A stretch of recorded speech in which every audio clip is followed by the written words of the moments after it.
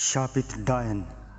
तो प्यारे दोस्तों, ये कहानी सुनकर आप सोच में पड़ जाएंगे कि भूत प्रेतों पर विश्वास करें या नहीं।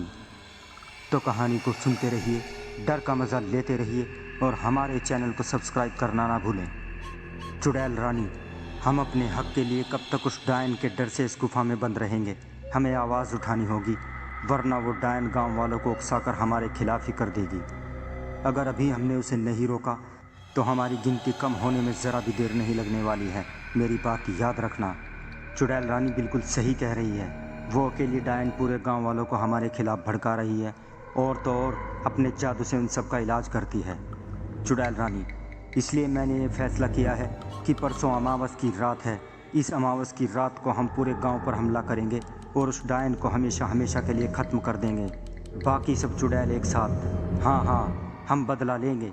उस डायन को मटके में कैद कर देंगे, पूरे गांव वालों को फिर से अपना गुलाम बना लेंगे। हाँ, हम सब मिलकर उस डायन से बदला लेंगे। हम बदला लेंगे। गांव में कांता। डायन रानी, देखो ना, मेरे बेटे को सांप ने काट लिया है। इसका सारा बदन नीला पड़ गया है, इसके मुंह से झाग भी आ रहा है।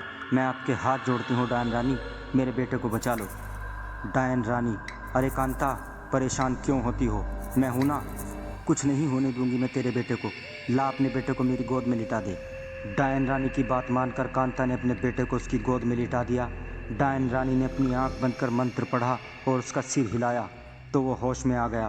बेटे को होश में आते ही कांता बहुत खुश हो गई। हरिया।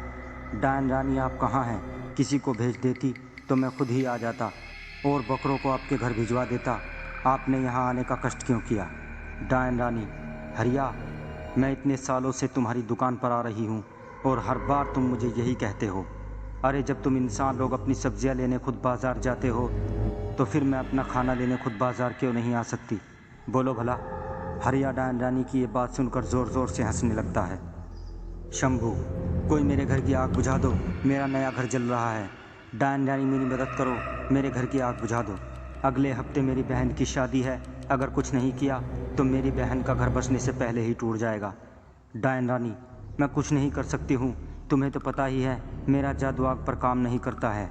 डायन रानी की बात सुनकर शंभू को समझ आ गया कि उसकी आखिरी उम्मीद ने घर को बचाने से मना कर दिया है।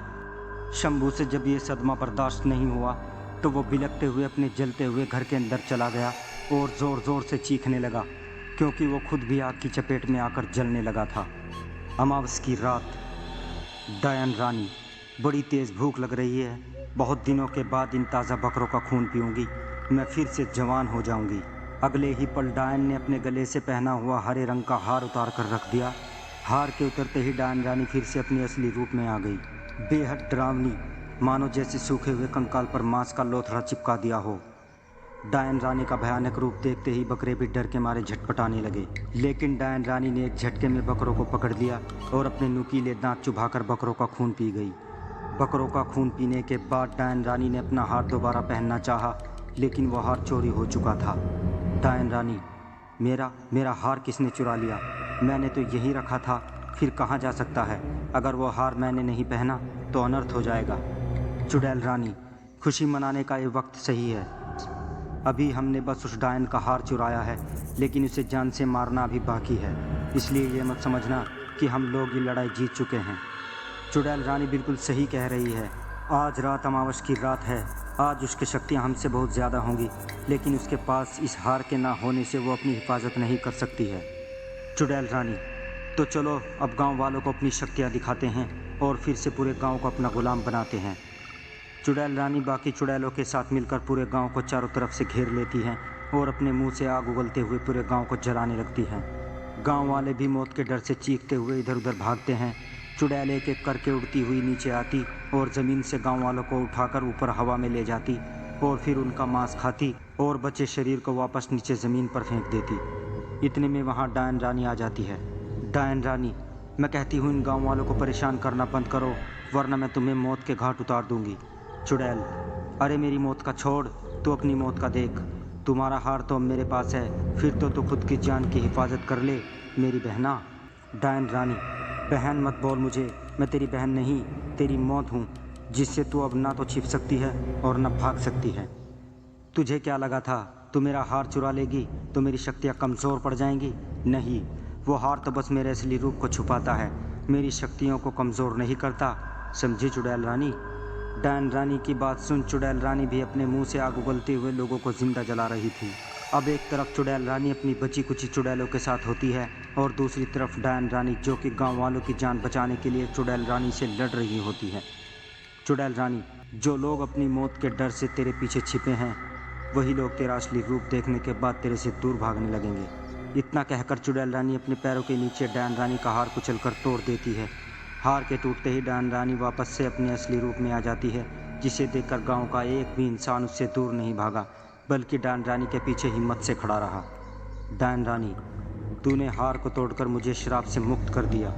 इतना कहकर डायन रानी अपनी पूरी जी जान से अपनी शक्तियों का आह्वान करती है, जिसकी वजह से आसमान में ढेर सारी बिजलियां कड़कने लगती हैं और अगले ही पल सारी बिजलियां एक साथ इकट्ठा होकर डायन रानी पर जाकर गिरती हैं, जिससे डायन रानी अपने विकराल रूप में आ जाती है, पहले से और बड़ी और ज़्यादा खूंखार। चुड़ैल, भागो, अपनी जान बचाओ, वरना डायन रानी का ये विकराल रूप हम में से किसी को जिंदा नहीं छोड़ेगा। डायन रानी, तुझे इंसानों की चीखें सुनने में बड़ा मज़ा आता है ना? तो अब ये इंसान तेरी चीखें सुनेंगे। चुड़ैल रानी, मुझे माफ़ कर दो, मैं वादा करती हूँ फिर कभी इस गुफा के बाहर नहीं निकलूँगी।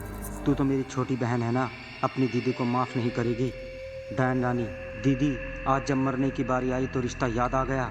जब मेरा हार चुराया था, मुझे मारने के लिए अपनी चुड़ैलों की सेना लेकर आई थी, तब ये रिश्ता याद नहीं आया था तुझे? इतना कहते हुए डायन रानी अपनी विशाल छड़ी हवा में घुमाती है, जिससे आग का एक गोला निकलता है और चुड़ैल रानी के ऊपर जाकर गिरता है, जिससे चुड़ैल रानी की चीख के साथ मौत हो जाती है। चुड़ैल रानी के मरते ही डायन रानी वापस लड़की के रूप में आ जाती है। डायन रानी, 150 साल पहले मुझे श्राप मिला था, अगर मैंने अपना जादू आग के खिलाफ इस्तेमाल किया तो उस आग में मैं भी जल जाऊंगी। इसलिए मैंने मरने के डर से कभी आग के खिलाफ अपना जादू इस्तेमाल नहीं किया था। शायद अब वक्त आ चुका है। डायन रानी अपनी आंखें बंद कर हवा में उड़ने लगती है। उसके होंठ लगातार मंत्र का उच्चारण कर रहे थे कि अचानक वो अपनी आंखें खोलती है और घरों में लगी हुई आग सीधे उड़कर डायन रानी के पास आ जाती है और जलाने लगती है। ऐसे ही करके पूरे गांव की आग बुझ गई थी, लेकिन एक अकेली डायन आग के बीच में जल गई, जिसे देख गांव में उदासी का माहौल छा गया। हरिया, अब कौन हमारे दुख को दूर करेगा?